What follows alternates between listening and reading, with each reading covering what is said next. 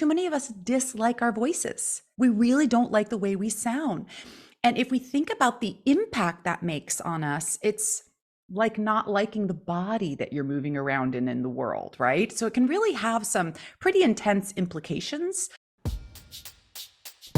We're girlfriends of a certain age. In midlife, we got a lot to say. So let's get loud. We won't fade away, 'cause we're girlfriends of a certain age. Hey, girlfriend. Hey, girlfriend. Ooh, welcome to another lovely Monday where we get to discuss all beautiful things for girlfriends of a certain age. Before we get That's into right. today's topic, though, we need to mention that we had a fabulous celebration for you turning 50, Flachet. It was lovely.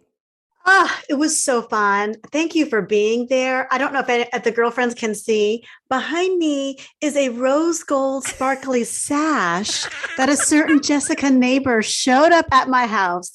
She came early to decorate my home and decorate me, apparently. And homegirl had on, this homegirl had a tiara, courtesy of Yes. Jessica, that sash, and Uh-huh. all these little fabulous little sparkly happy birthday things and like the perfect candles for my cake. It's just like, and flowers, girl, you just brought it. And of course, brought your presents. And my party was everything I could have hoped for and more. Hats off to my husband for Mm-hmm. planning that thing. You were glowing in all of your sparkleness. I got to find out from family members that you really sincerely have been a queen your entire life. You graduated from princess to queen. So, I mean, when I got the sister approval that that was the tiara for you, I was like, okay, we're good. We're good. And it says 50 and fabulous. So you really are living your truth. You are feeling it, and it was radiating out of you, honey. We all were picking up on those fumes, and it was great. So if you haven't listened to our fun episode about Flachet turning 50, you can listen to it. It's really a fun ride, and you were living it. It was just I, great. I'm living it. And just to put it out there, part two will be next year when you turn 50 Oh, and we get to turn our attention and our hearts and our minds to you and your process, where you're at, what's it feeling like, and loving you through that process. I right. can't wait for that. Oh, and girlfriends, if you want to see a couple of pics from the party and from Flachet in all of her sash tiara fabulousness, we're going to be posting those in our online community, in our after hours community, and you are welcome to join in the show notes below. Yes, come and join the party because you know I'm going to be rocking it for a little bit longer. The party's not over, y'all. It's not over. But Love it. speaking of parties, Hmm. I want to talk a little bit about what we're getting into today Mhm. because, and this is like a theme that keeps coming up, this idea of like the party is inside me, the party Mhm. is inside you. And that is using our vocal instrument with strength and power and authenticity. Mhm. And that's your expertise. That is your secret sauce. That's the magic that you bring as an international vocal coach. So, we're going to be diving in that today, learning how to love our voice. I'm Indeed. so leaning forward on that because I want more of that too. We're going to use you a little bit as the guinea pig, if you don't mind, because we'll Oh, I'm be happy talking to. through a little bit of a method that I use with my private clients and in my online course, and we're gonna use it with you today, so that you can make Ah, some discoveries about your voice. And Flachet, the theme really today is all about how we can learn to love our speaking voice mm, and how we can learn to accept it and adjust it if need be and really make the most of it. So I have a simple system, but what you just said is absolutely true, which is that we have this tool already at our disposal. And whether or not we're strengthening our tool, we're using it anyways, our voice, our communication tool. So we get to communicate with it, we get to connect to people, we get to set healthy boundaries and assert ourselves with our voice, uh, express our brilliant ideas. Too many of us, Flachet, and I don't know where you land on this. This is going to be one of the questions I ask you. Too many of us dislike our voices. We really don't like the way we sound. And if we think about the impact that makes on us, it's like not liking the body that you're moving around in the world, right? So it can really have some pretty intense implications. So we're going to talk about, if you've ever recorded one of those outgoing voice messages and listened back and went, that's what I sound like, or if you've watched a recording video and gone, oh my gosh, we're going to take you through a pretty simple step-by-step process so that we can start to love the voice that we have. I love that. Let's jump right in and do it and Mm. bring our girlfriends along with us. So I want to encourage you that while you're watching me be the guinea pig on Jessica's process, that you also go through it with us. Right. Yes. So you'll see me going through it, but I want you to put yourself in my shoes, that you're being asked those questions by the fabulous Jessica neighbor, because it's a big gift, because she's quite a valuable coach to work with. So to be able to get this experience, get this information, and for free, y'all, is a big gift. So don't squander this. Let's get into it. Love it, love it, love it. And there are a couple of freebie tutorials I'm going to share with y'all at the end that are going to make more sense if you listen to this episode. So let's get into it. So what I'm going to teach today is very, very simple. It is the ACE method. There's 3 steps: accept your voice, comprehend your voice, and then expand it. All right. So Okay. That's ACE. not too scary. Okay, good. We're acing our voices together, right? That's what we're doing. So the first part of that is acceptance. What do we sound like and why? Right? So I'm going to ask you a question in a moment, but I want to set the tone for this, which is that we all have a very unique voice and we all have it for very, very specific reasons. Okay. Before I get into that, Felicia, I'm just going to ask you my first question. Do you like the sound of your speaking voice? How do you feel about your voice? I would say at this point, I'm generally okay with my voice. So as a coach myself, I have a YouTube channel. I'm doing this podcast with you. I've been recording videos since before I launched my business. So I've Good. been recording myself for a good long while. So I've Mm, been able to make peace with it. yes. I don't know that I love it. Mm. And working with you and Mhm. doing a podcast with you makes me think a lot about it and ways to improve. And so I'm always working on it. I think of myself as a work in progress very much. Mm. I love that. I love that. I love that you're comfortable with it, but you also know that you could learn to perhaps love it more. So let's Yes. unpack that a little bit. And then we also can think about people, because a lot of people who will work with me will confess that they honestly hate their voice. Ouch. Yeah, Ouch. I can absolutely see that. And it's like probably this hidden shame for them and this Yes. thing we have to use all the time. We're using it all the time. So we may as well try to learn to at least accept it and hopefully, eventually learn to really love it. So, what I want everyone to stop and think about, and I want you to think about it too, is your family of origin. What shaped the voice that you have today? What influenced you? And when we're really looking at where it all started, it's with your family of origin, the people you grew up around. And that's why we all have accents. I mean, it's how we learn language, right? We're all soaking it in when we're these little babies and toddlers. We're sponges just absorbing language, tone, dialect, and accents. And for many years, we're going to oftentimes mirror and mimic those, big people in our lives that we're dependent on to get what we need from them. So say you come from a family where, the adults in your family talk really loud or talk really fast. You're probably going to pick up on that cadence because that's how you get things done. Or if they have a Southern accent, well, you're probably going to have one too. So we can just think about how we're shaped by these influences. And then as we come into our own, we can recognize those habits and influences that we love and we want to hold on to for our authentic self. And maybe some of the learned behaviors about our voice that we want to let go of, that we realize aren't helping us any longer. When you think, and you don't have to go tell everyone about your family's business here, but can you think for a moment about some voices from your childhood, some, different shaping that could have influenced you, Felicia? Oh, right. So, like, the main thing would be my mom. In fact, I remember a time I would answer the phone and people would think I was my mother and just start Mhm. talking to me as if I were her. So, my mother has a very comforting, very calming voice. As do you. Everyone, thank you. I've Mhm. gotten that feedback. I'm also a meditation teacher, and so people have always said your meditations are just like you have a voice for meditation You teaching. do. You do. And so I ride that wave. I know that that's a gift I have, and so I definitely use it for that. And I know that I have a way of bringing people in, and my mother does that. My mother is a very welcoming person. People, I remember, used to come out to her all the time. People who couldn't tell their own families about themselves, but they could do it with my mom and her voice. It's like she pulled them in and made them feel safe. And I feel like I have that gift, and I got it from her.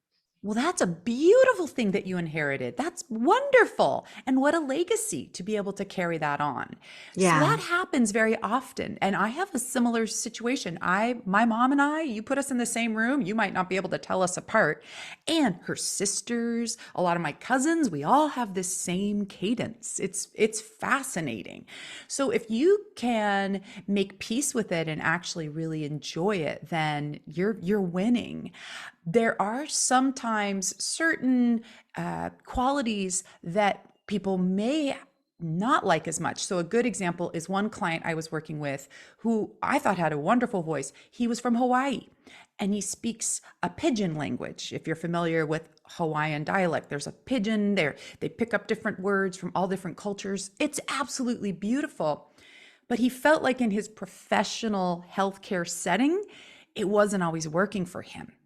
And so what we worked on was a balance between honoring your culture, where you come from, and being okay with that. So we actually worked on how he could always start off his meetings with saying aloha, just to acknowledge this is me.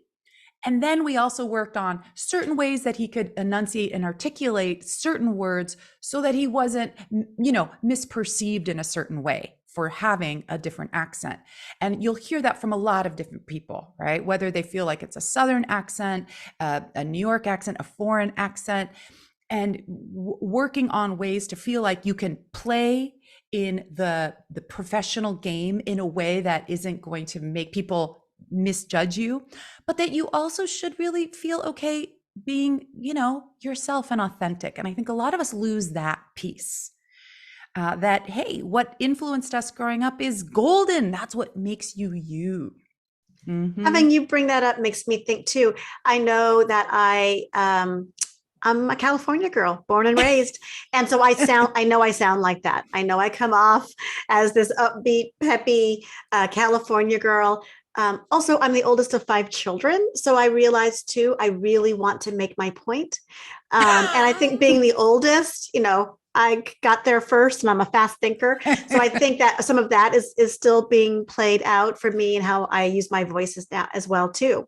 Oh, you bring up so many great things. Yes, when you start exploring your family, it's like, okay, sibling order, And what were the circumstances when you were growing up? Did you have to be a little loud to be heard, Or did you always have center stage? Like all of those things play into how we communicate. Absolutely.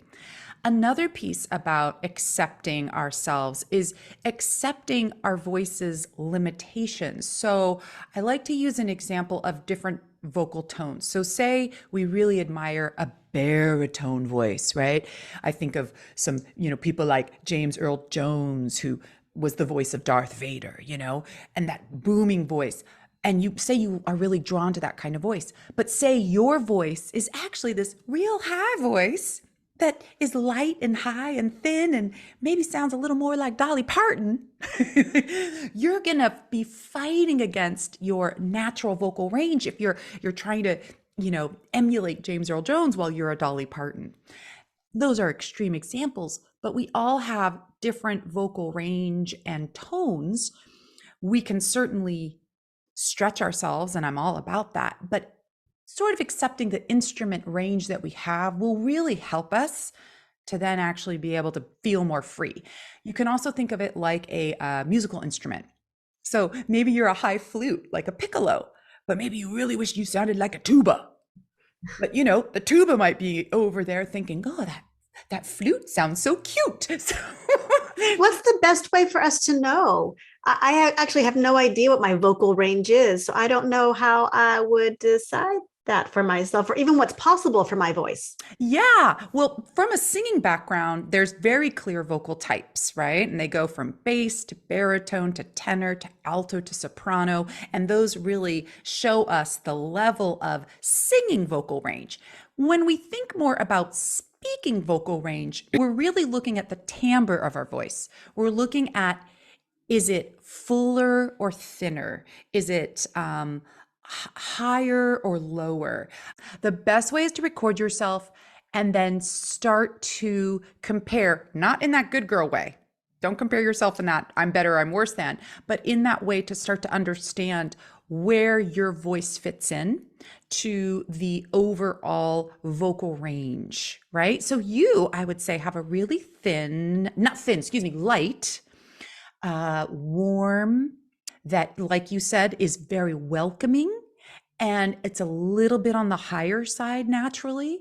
And that's where your vocal range sort of lives, right? That is so interesting to get that feedback. Oh my gosh. Yeah, Thank you. absolutely. And just so many of us don't have it. Another fun thing you can do to explore different tones and just different voices in general is to think about, who are you drawn to? What celebrities are you drawn to and why? And then kind of do a vocal comparison. Can you emulate them? Can you speak like them? You know, are you drawn to Oprah, or are you drawn to Brene Brown, or whatever the voice is, and then see where your voice sort of fits in with theirs. It'll give you a whole fun exploration about just how many different kinds of voices there are. And if you really want to go out on the deep end, try cartoon voices, because they're always big, extreme examples of different vocal personalities. So those are all ways for you to start getting a sense of what your vocal type is. We're accepting our family of origin. We're accepting what sort of vocal instrument it is we're working with. Then the next part is having some comprehension about what we sound like and where do we want to shift some of those fun things. Okay. Mm. So I'm going to ask you now to see if you know any of these vocal types with me, and we'll give you and our listeners a few fun exercises we can do. Okay. Let's do it. Are you aware, or can you think of someone who has a nasal tone? Does anyone come to mind, or does that definition make sense to you? The definition makes sense. I mean, it's almost Mhm. like sounding like you have a cold, right? Exactly. Right. Yes. Hmm. Right. So my example is Fran Drescher from The Nanny. Yes. Ow, ow, right? That's a real extreme example, right? But some of us might have more nasality than we're even aware of. And so what I want us to do together is try this little exercise. Felicia, will you join me in plugging your nose? Okay. Oh, right. This is And real then, glamorous. yes, isn't this glamorous? And then why don't you say, hi, how are you today? Hi, how are you today? Now, with your nose plugged, go ahead and send all of your sound into it like this. Hi, how are you today? Hi, how are you today? Now, one more time with your nose still plugged. I know this gets uncomfortable fast. I want you to deepen your tone. Even though your nose is plugged, try to say that sentence as regular as possible. Hi, how are you today? Hi, how are you today? Ooh, excellent. Okay, unplug your nose.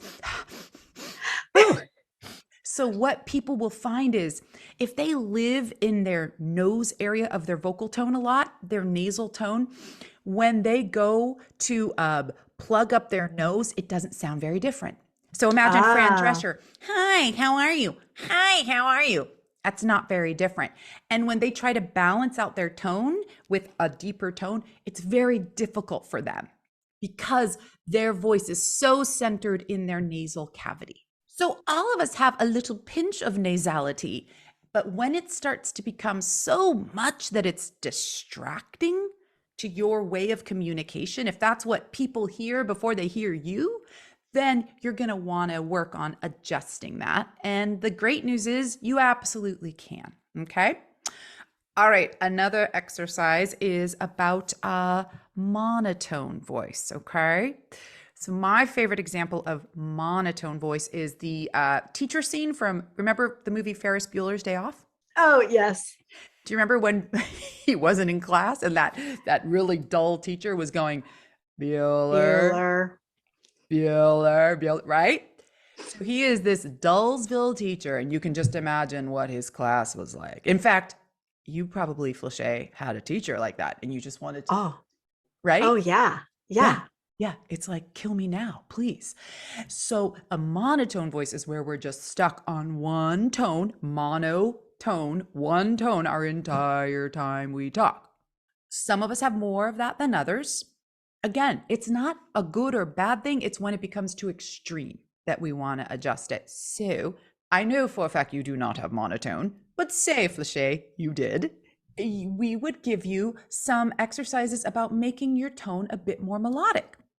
So let's go back to that sentence we were saying. Hello, how are you today? Can you say that in a very monotone way, please? Hello, how are you today?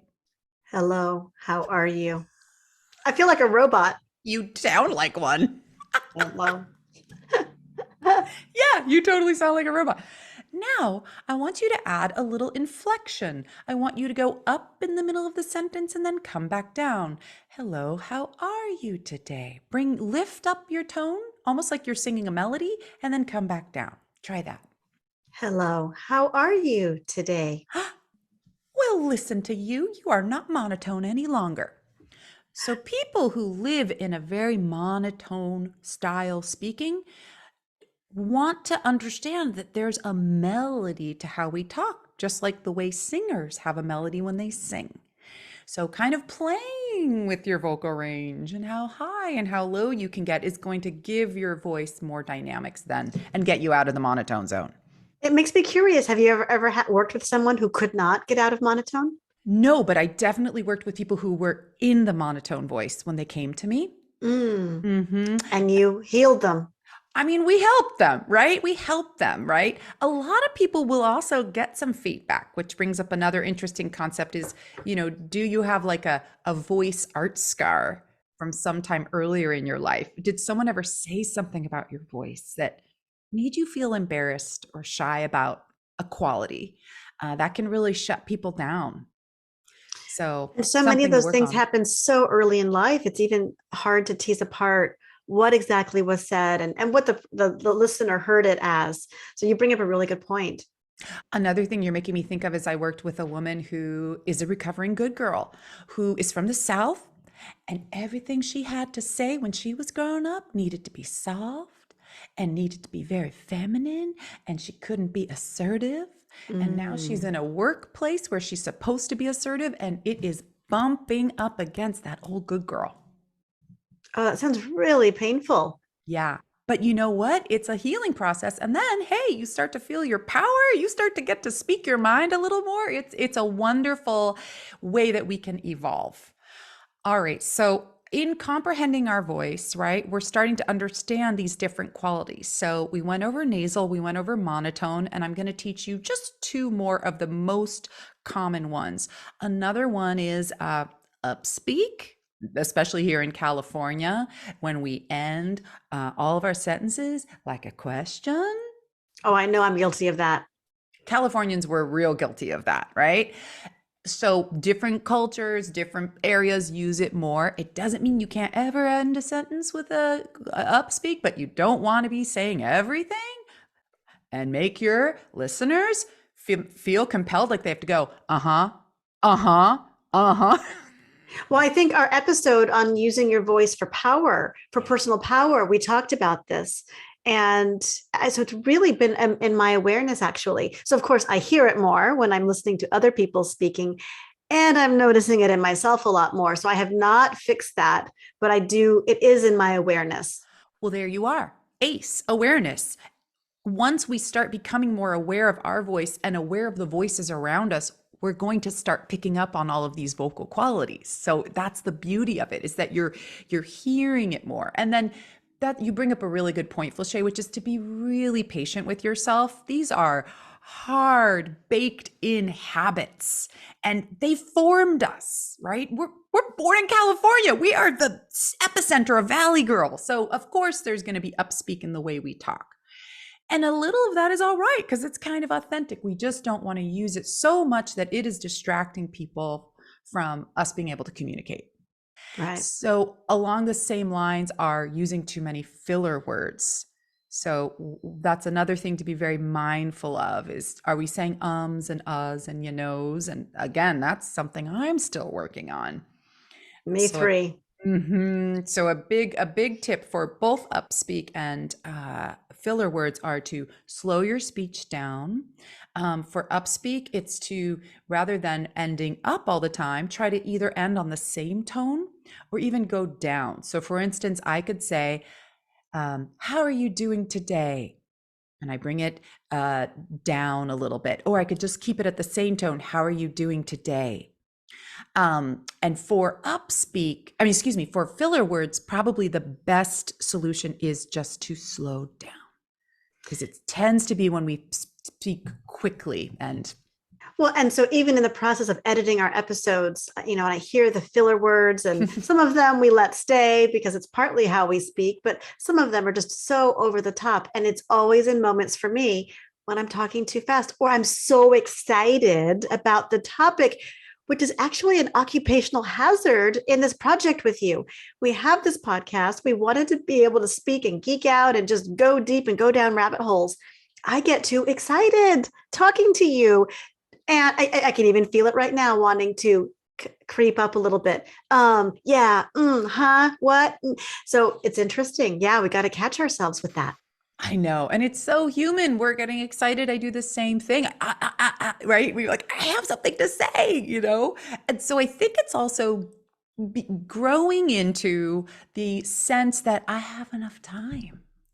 I have enough time to say what I'm going to say. I have enough time to speak my mind, and that people will have enough time to listen to me. I think a lot of that goes into a feeling of our self-worth. Can I slow down? Will people still listen to me?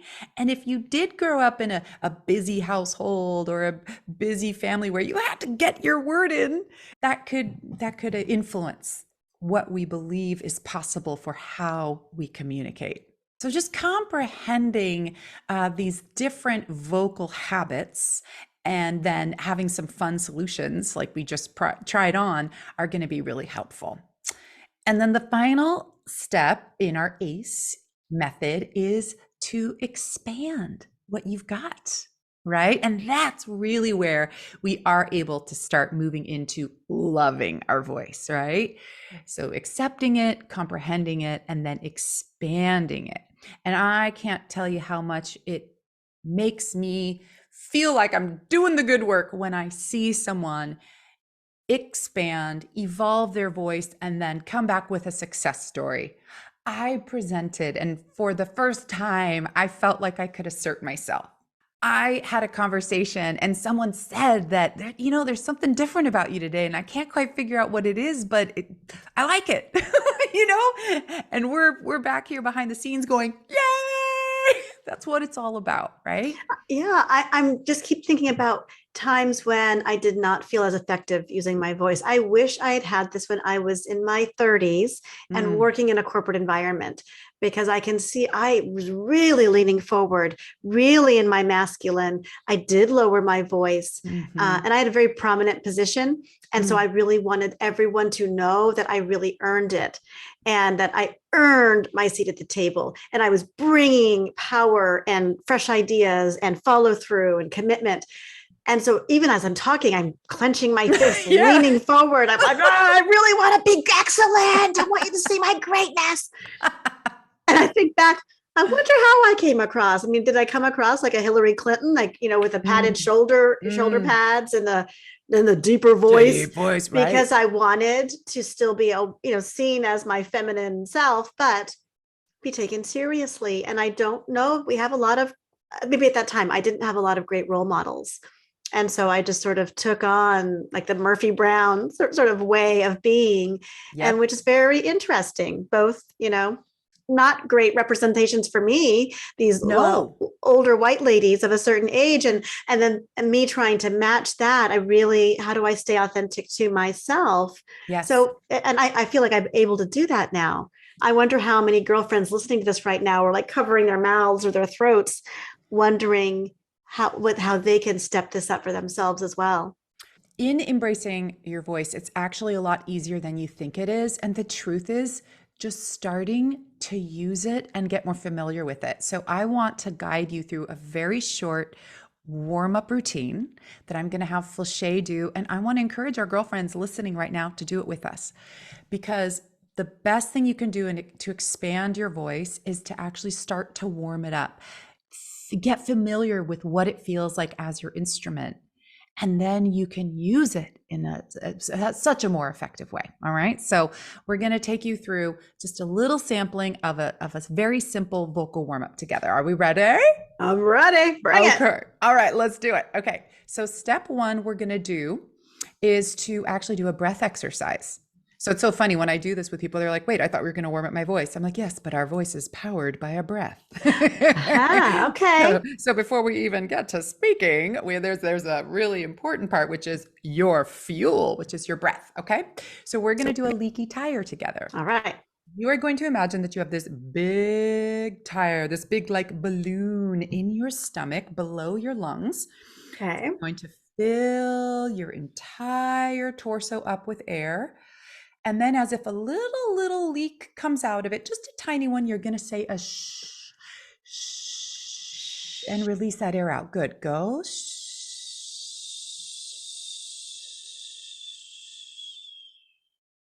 Good. And when you're done, I want you to notice what your stomach area feels like by the end of your leaky tire. Notice how there should be a little muscle contraction. We want to get into our belly breathing. Use the support down deeper in our stomach, our diaphragm, our abdominal muscles to support our breathing.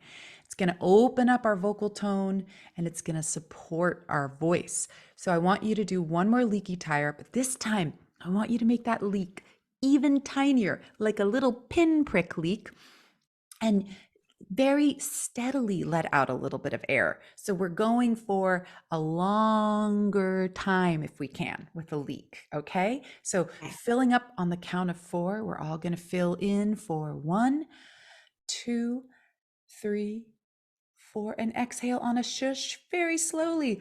Shh.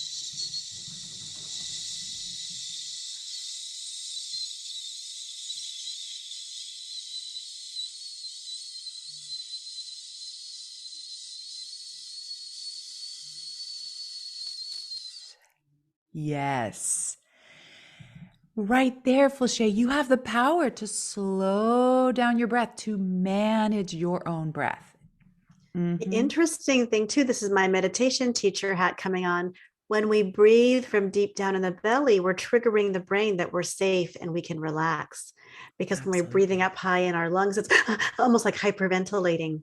Yes. And so instantly I feel calm and grounded.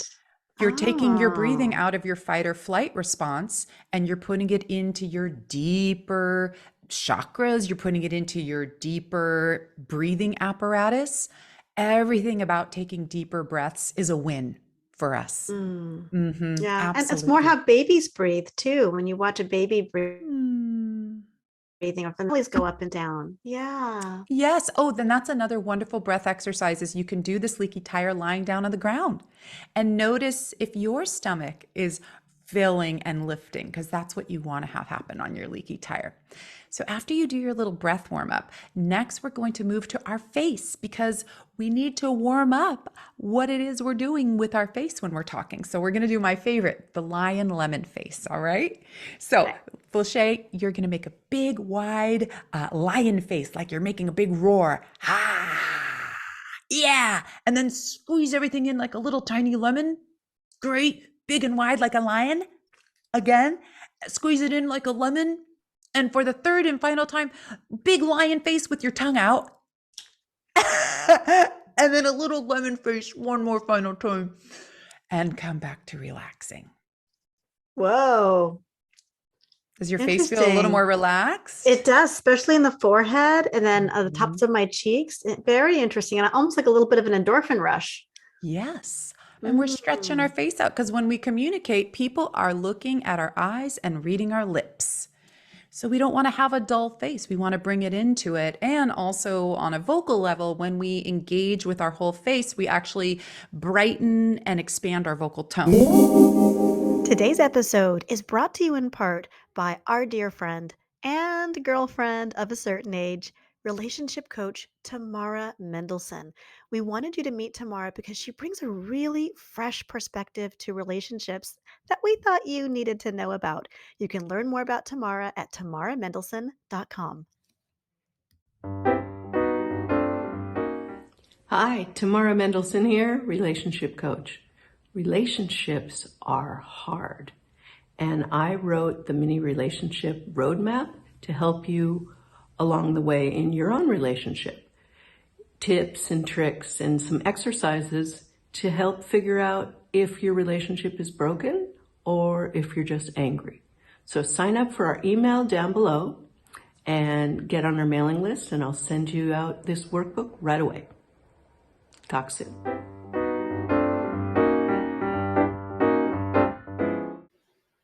Today's episode is brought to you by Impact Vocal Coaching. Do you need to improve your public speaking skills? You can increase your confidence and skill with my new training course. It's called Impact, the Essential Public Speaking Course for your online and in-person presentations with me, voice coach Jessica Neighbor. You will improve your speaking effectiveness for your meetings, for your podcasts, and for your social gatherings with girlfriends of a certain age.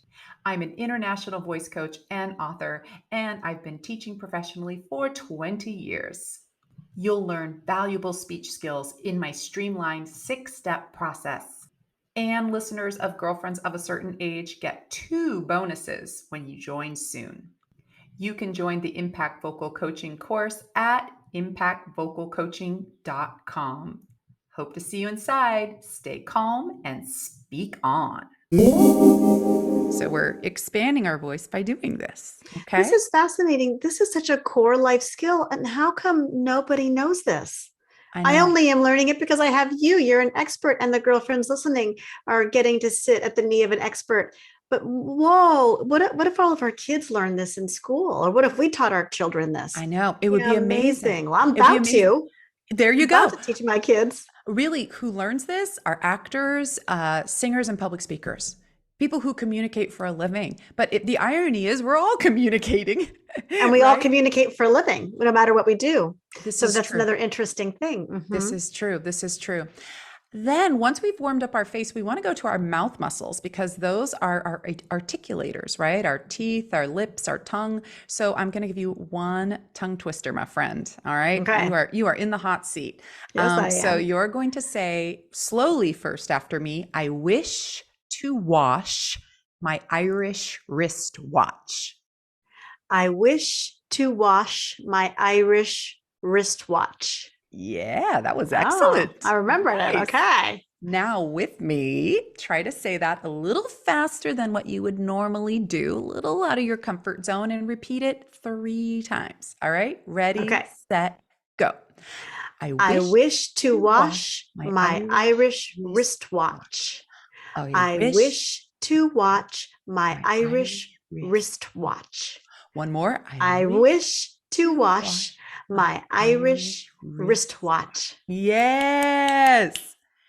Just a simple tongue twister like that is going to warm up, fire up our articulators so that we aren't tripping over our words when we go to talk to people. Yeah. Okay.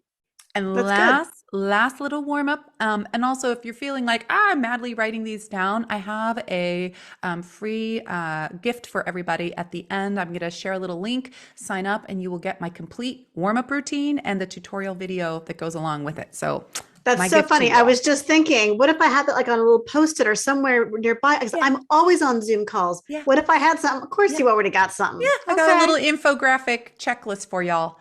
Of course you do. Of course I do. I learned from the best. And the last thing is really a little bit of mindset exercise, right? And this might be different for everyone, but my favorite one is just to set one positive intention for how you're going to communicate today, right? Oh, it could be your general day, or it could be just Pick any old exchange you want to have and tell yourself that you want to focus on one thing. I'm going to speak and make strong eye contact. I'm going to speak and uh, try to slow down a little so I don't have filler words. Play around with it, but give yourself one positive intention at a time. Oh, I love that. The meditation and manifestation person in me also sees us like pre-paving, like even playing it through in our minds, how we could communicate, walking into that room, where we sit, what we're going to say.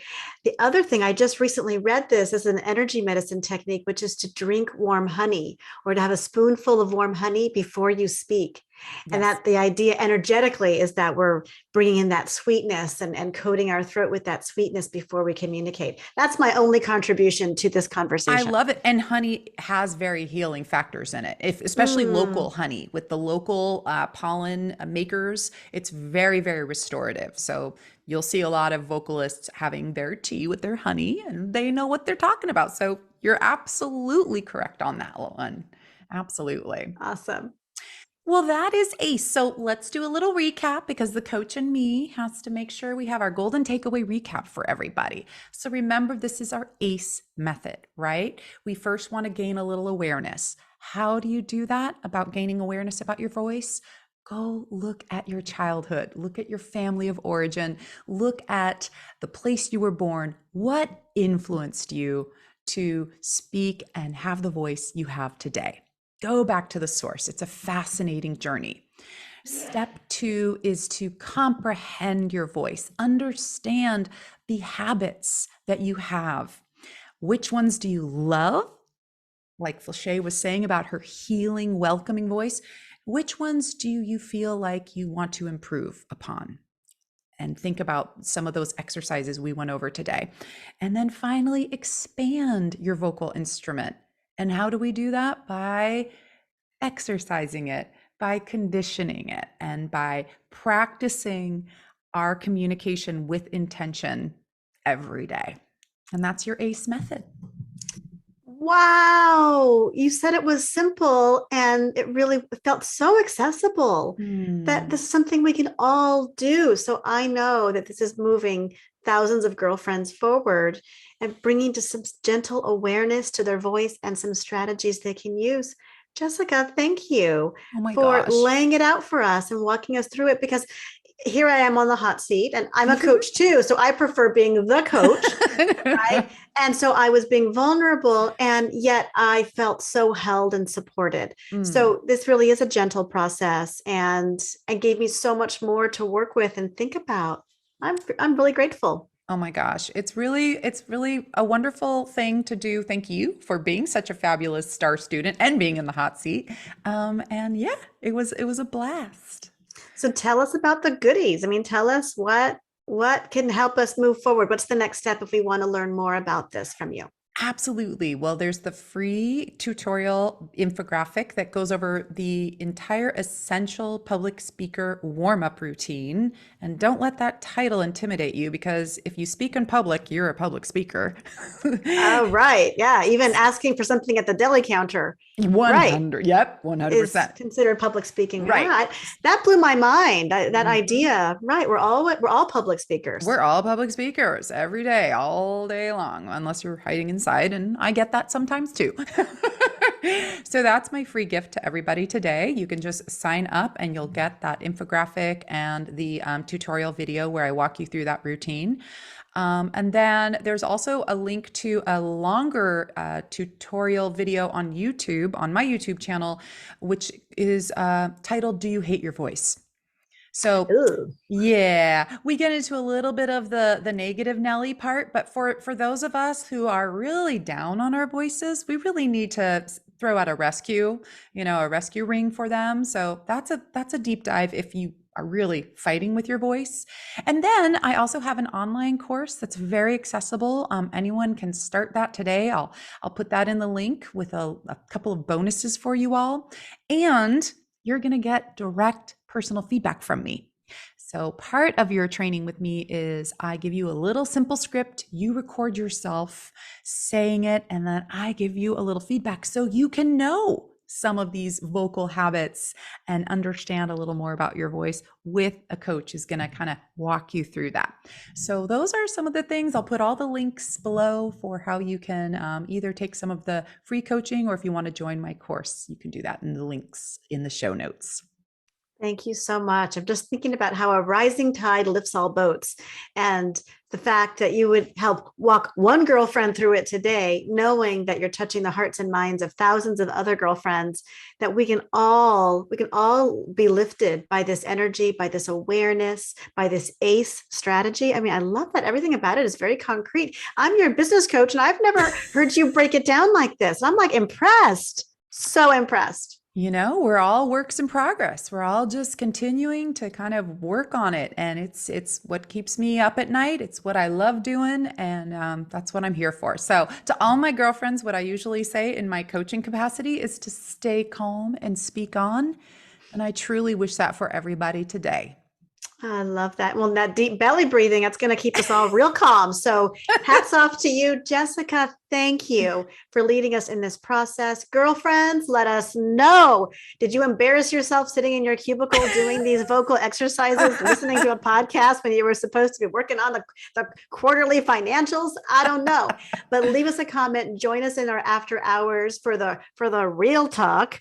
And for Flaché's photos from her party, wearing her party sash and tiara. And from a party. We'll see you over there in the after hours, and we will keep this going. And we love you guys so much.